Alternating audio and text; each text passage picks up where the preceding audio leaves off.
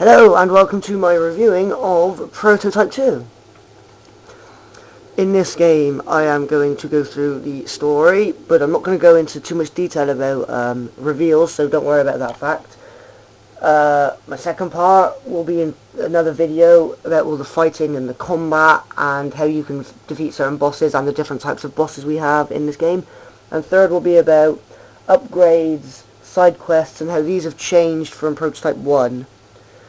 Okay, the story is you play Sergeant James Heller, who you can clearly see now, who returned from a tour of duty, I'm assuming either in Afghanistan or Iraq or something like that, to find out that his wife and daughter have been killed by the MRSA virus, which will either cause one of two things. It will either turn you into some sort of zombie-like creature who you'll see later on, during the combat, or it will turn you into what is known as the Evolved.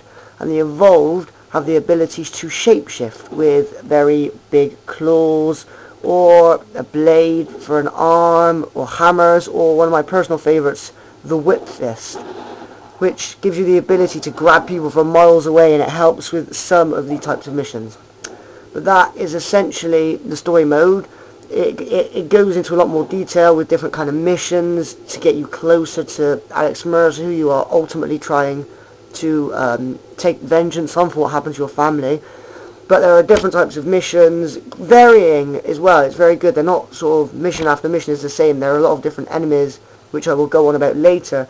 But this is basically you going on a one long killing spree to try and find and bring to justice Alex Mercer.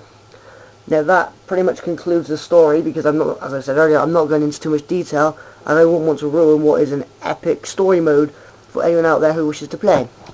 So this concludes part 1, and I'm hoping to make these as short as possible, as it takes me a very long time to upload them to YouTube. I will put a link to the next one, to the next video, in the comments, not in the comments, in whatever it's called underneath the video, so have a look. See you soon.